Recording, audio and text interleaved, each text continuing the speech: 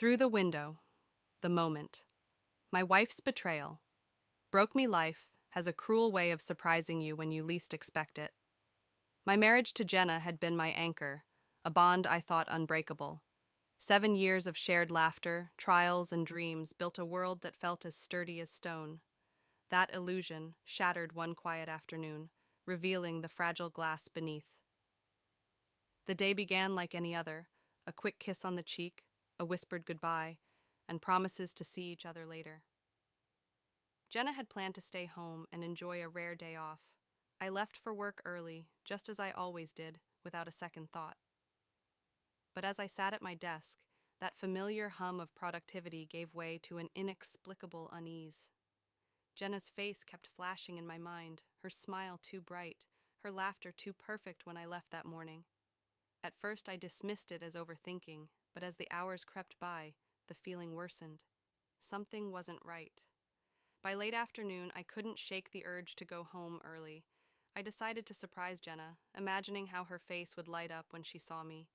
It wasn't unusual for me to be impulsive with gestures like this. Flowers on random days, surprise dinners, but this time the gesture wasn't born of love. It was born of dread. When I pulled into the driveway, I noticed it immediately. A sleek black coupe was parked just a few feet from Jenna's car. I didn't recognize it. My heart started to pound, a drumbeat of anxiety thudding in my chest. Still, I tried to rationalize it. Maybe a friend had stopped by. Maybe it was one of the neighbors borrowing something. Jenna was social, and it wouldn't have been out of character for her to entertain company. But the pit in my stomach told a different story. As I approached the house, the curtains were drawn tightly, but the faint hum of voices escaped the cracks in the window. I paused at the front door, my hand hovering over the handle, debating whether to walk in or listen. Then I heard it, Jenna's laughter, carefree and light, mingled with the deep rumble of a man's voice. The air in my lungs froze. I backed away from the door, my instincts screaming at me to investigate further.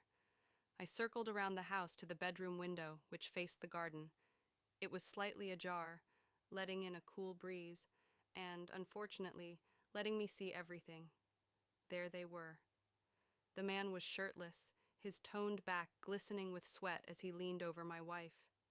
Jenna's legs were draped over his shoulders, her head tilted back in ecstasy, her laughter echoing like nails scraping across my soul.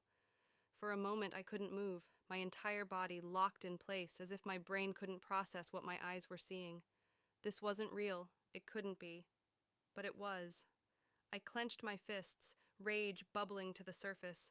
Every ounce of me wanted to kick down that door, drag the bastard out by his neck, and confront Jenna for her betrayal. But a voice in the back of my mind urged caution. You need proof. Shaking, I pulled out my phone and recorded the scene. Every laugh, every kiss, every intimate whisper. The act of capturing their betrayal felt like driving a knife deeper into my own heart. But I knew it was necessary. Without evidence, she could twist the story, make herself the victim. When I had enough, I stumbled away, my chest heaving with a mixture of fury and heartbreak. I got in my car and drove aimlessly, the video replaying in my mind like a nightmare I couldn't wake up from. Hours later, after calming down enough to think clearly, I returned home. The black coupe was gone, and the house was dark except for the faint glow of the living room lamp. Jenna was sitting on the couch, her hair damp from a shower, scrolling through her phone as if nothing had happened. You're home late, she said with a smile, not bothering to look up. I forced myself to act normal. Yeah, work ran long. She didn't ask any questions, didn't even seem curious about my mood. That stung almost as much as her betrayal. After a quiet dinner, I finally decided it was time to confront her. We were sitting on the couch, and I casually asked, So, did anyone stop by today? Her fingers paused mid-scroll, and she glanced at me, her expression unreadable. No. Why? I tilted my head, feigning curiosity. I saw a black coupe in the driveway when I got home. Her face paled. Oh, that was a delivery guy. He parked there for a bit. A delivery guy? I repeated, my voice icy. Yeah, she said quickly, her words tumbling over each other. He just needed directions. It was nothing. I stared at her for a long moment, letting the silence stretch until it became unbearable. Then, without a word, I pulled out my phone and played the video. Her face crumpled as the sound of her laughter filled the room, followed by the damning images of her betrayal. "Jared," she whispered, tears streaming down her face. "I can explain." "Don't!" I snapped, my voice sharp enough to cut. "You've said enough." That night, I packed a bag and left.